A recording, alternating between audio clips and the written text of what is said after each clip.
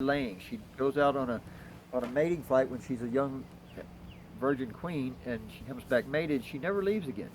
It may take her 1 or 2 days, maybe even a third day, according to some folks, and she'll mate with 15 to 20 males on her mating flights, and she'll hold enough semen to last her a lifetime. So she never leaves again. So the drones in this colony are not for this colony, but yet for the community, to spread the gene pool and to keep the this gene line alive and functioning. Uh, and again, the feeders, you don't have to keep a feeder inside. There's several different types. There's top feeders that go in a box on top, and there's also jars on top, the inverted mason jars. I don't like the types that go on the front, and they're called Boardman feeders. They go into the entrance, and the reason is they kind of promote robbing activity, depending on the circumstances, and it's not 100%, but I've had a lot of people complain that their hives got robbed out, and come to find out they're using one of these entrance board feeders. And I tell folks it's kind of like putting a keg of beer on your front porch and expecting none of your neighbors to stop by and want to enjoy a cold beer with you. The problem is, what happens when the keg is out? Now they're going to come inside and see what's inside the refrigerator in the house. So you don't want to invite unwanted dinner guests. By putting a keg on the front porch, you might be inviting some strangers that you may or may not want to come join your party. If you're going to open feed your bees, which a lot of people do, when I say open feed, that means feed them outside of the box or outside in the bee yard. You can take a bucket and put some syrup in it. There's several different ways to do it. You can find different ideas online. I'll share some of ours with you.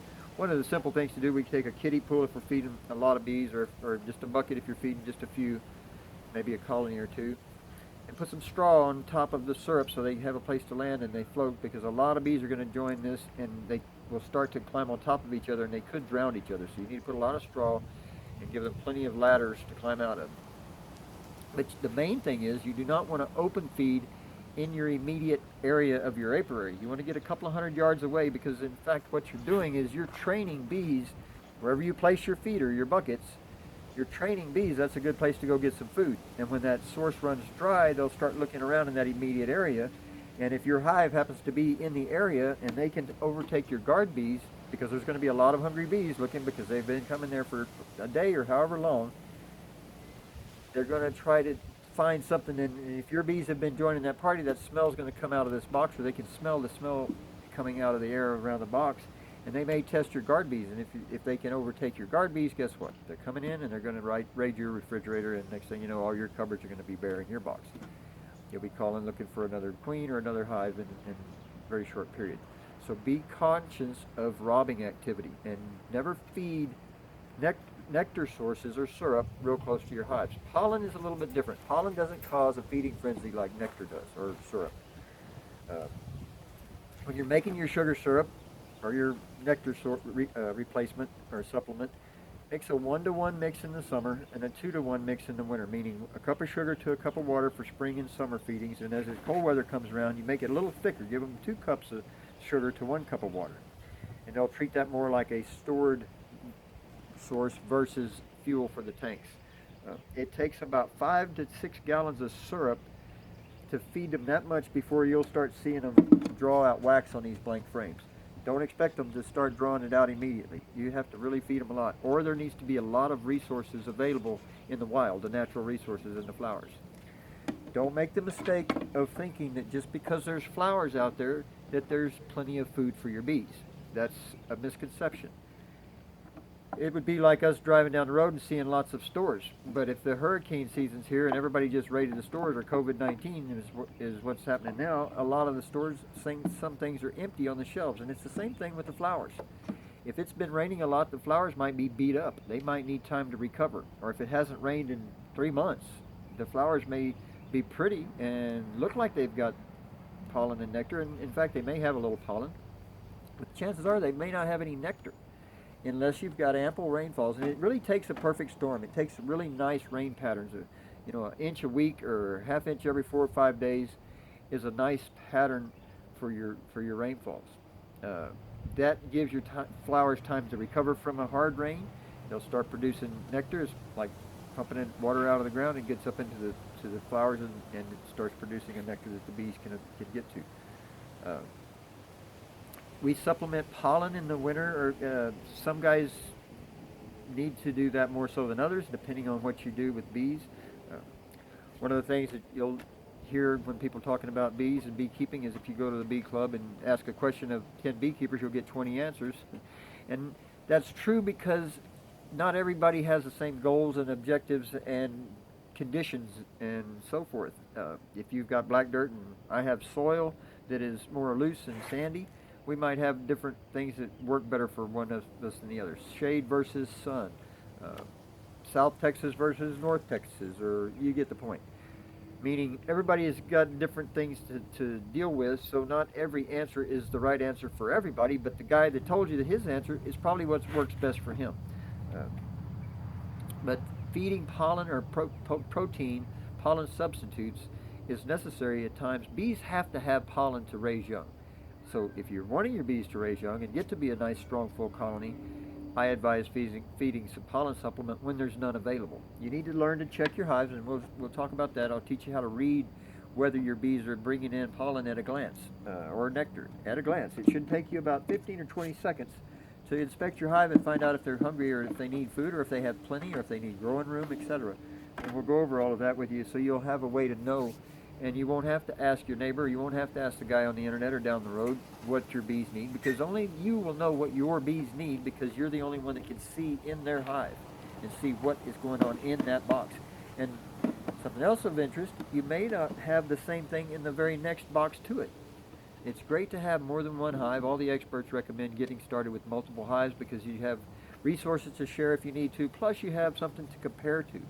If you have one hive and you open it up and you see what it's doing, well, now does this make sense? Well, is it good? Is it bad? And as a beginner, you don't really have a way to gauge that as well as you do after you've got some experience or have something to compare it to. So if you can afford to get a couple of hives and it doesn't break the bank or put you over budget, I recommend getting at least two, some 3, 4, 5, 6, depending on what your goals are. Again, everybody has different ideas about why they have bees and what that's about. Just so you know, bees are going to cover a couple of miles. They're not going to just pollinate and work in your immediate area. While they will start there, they are going to send scout bees looking for sources of food and water, and pollen is a big thing, but so are things like sap. They use sap to make their caulking, or propolis that we call it. Some people pronounce it propolis, tomato. I like to share that bees will go up to 6 miles. That's kind of their fuel capacity. They can't really fly a lot further than that and make it home on one tank of fuel. They have to fuel up, go forage, come back. Scout bees, the same thing. So they will go as far, they've been recorded up to 6 or 7 miles away from their home hive. They will also drift. If the colony is dwindling due to a mite problem, they'll drift from one colony to another, and you may have a mite-free hive today, and you could have a mite infestation tomorrow. If a neighbor's hives, or maybe one of your own hives, is dying from a mite problem and collapsing, those bees start to abandon ship, and they have to go somewhere. They find another colony to join, and next thing you know, they bring a lot of mites with them, and when you had a pretty good control of your mite situation, now you may not. So I recommend checking on them every few months and just treating as needed. We'll talk more about that in a minute. The other thing that you need to know about your hive is you have to have a base or a bottom of some sort. You'll need a hive stand. I'm going to leave that up to you. Everybody has a different situation. Some guys have their hives in their backyard, and their wife wants a really nice, pretty hive stand. They make some really great ones. In fact, we have a gentleman here locally that makes some really nice ones out of iron. Angle iron. They have some cups on them. You can put some water in them, oil in them, and keeps the ants from crawling up and getting in them. Ants aren't really a huge problem. If you're going to put anything out for ant control or other pest control, please do not use a powder. Powder clings to bees just the same way pollen does. If you have powder around your hives and bees get into it, it'll cling to the hair that gets charged when they fly, and they'll bring it back in and it'll get mixed into their pollen. Next thing you know, you've got contaminated baby food or bee food.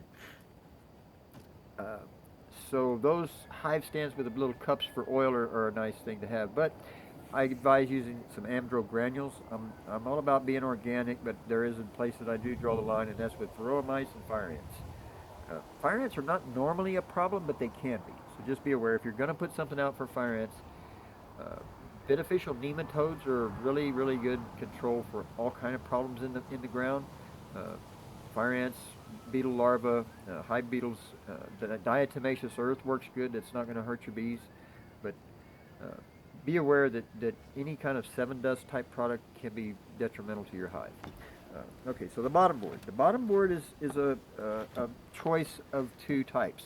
We like the screen types. Not everybody likes them. They all have their pros and cons.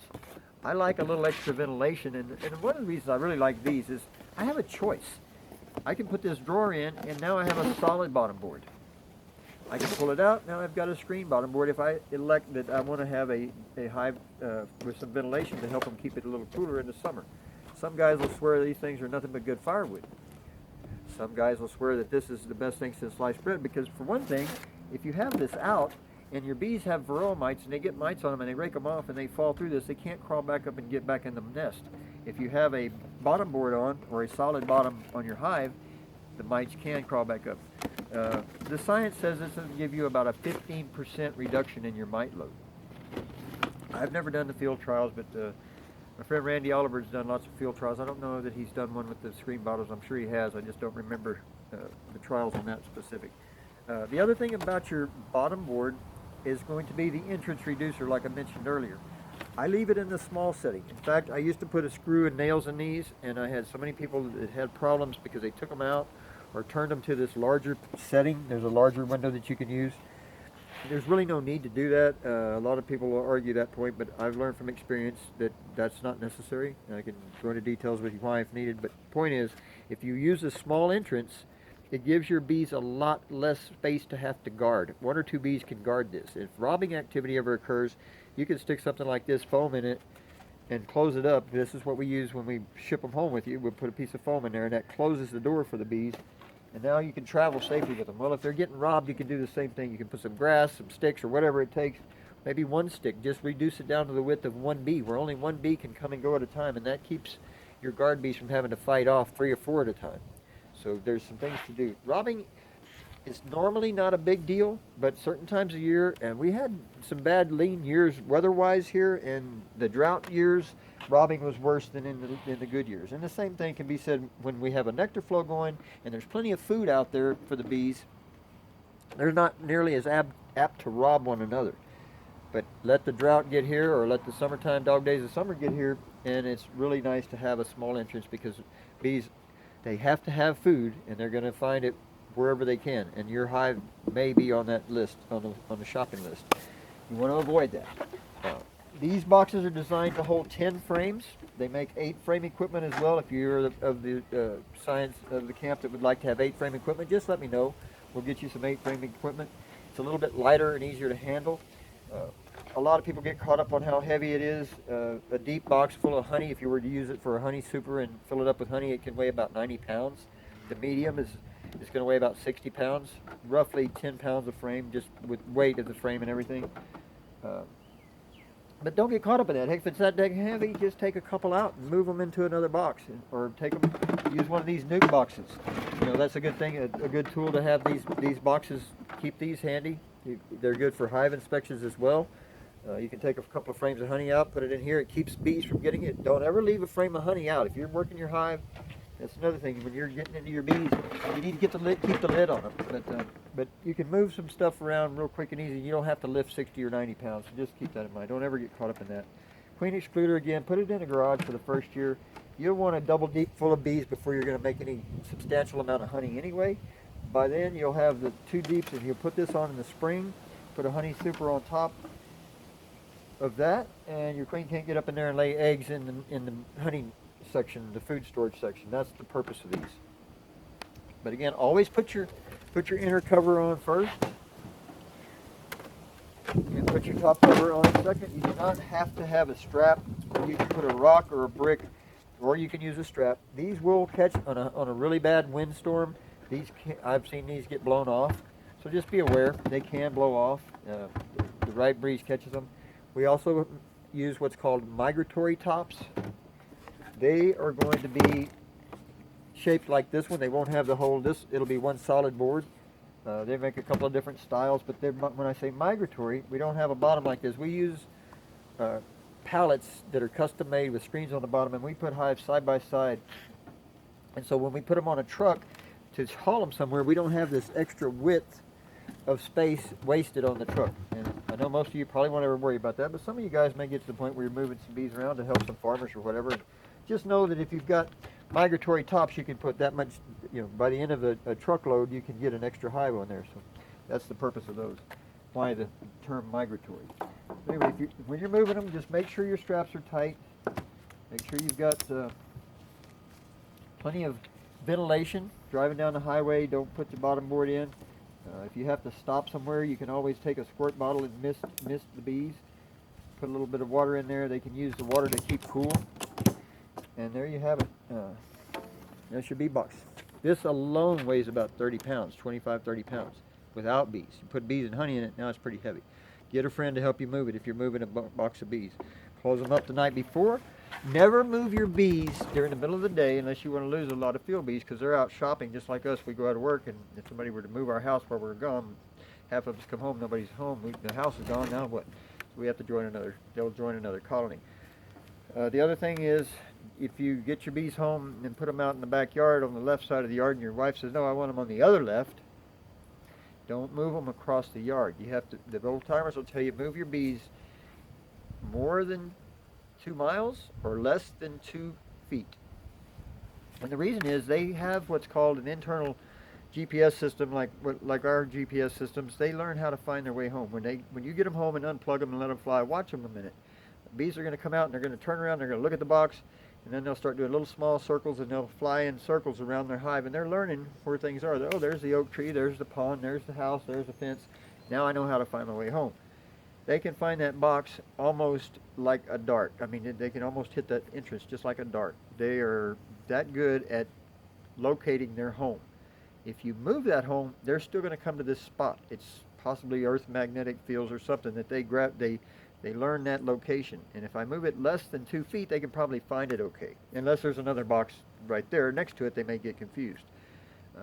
They do drift from one hive to another. It's not a big deal. It's not a problem, especially if they come in with a full load of nectar or pollen. It's like us showing up at a party with a bottle of wine. Hey, come on in, no problem. Yeah, you can come in and join this party. If they come in empty, the guards are probably going to stop them and say, wait a minute, what are you here to rob? And so they would make them sit outside. So even if they got lost and came to the wrong hive, they'd still survive. The bees would eventually let them in. They won't let them in immediately. But the point is, if you move them more than 2 miles, it resets their little internal GPS. And now when they come out the next morning, they will do a new orientation flight to learn their new zip code or their new address. So just keep that in mind. It's a simple rule. Another one of the oldest, most simple tricks of the trade is what's called the newspaper combine technique. It's very simple. Let's say you had 2 colonies and you lost the queen in one, for example, or for whatever reason you decide you need to combine 2 colonies. Maybe it's getting wintertime, they're both weak, you don't want them to go through winter as a weak colony. You eliminate one of the queens, and you can put a piece of newspaper, take the lid off of one hive, put a piece of newspaper down there, cut a couple of slits in it with a razor blade, not holes, but just a couple of little slits to allow some air to vent through there, and then also it gives the bees a place to start chewing on the paper. Put the other box, the hive, on top of that one. By the time those bees chew through that newspaper and allow each other to pass through, their scent will acclimate with one another, and they'll join and be one big happy family. You can also borrow a frame of bees from one and put it to the other. Use a little smoke, mask the scent. It's best to do it in the middle of the day when it's mostly nurse bees. Make sure the queen's not on there. If you need to borrow a frame of brood from a weak hive to strengthen a stronger hive, that's quite all right. There's a lot of things like that some people say, oh no, you can't do that. If you're not sure about it, just check with me. I'll be happy to share some of those types of tips.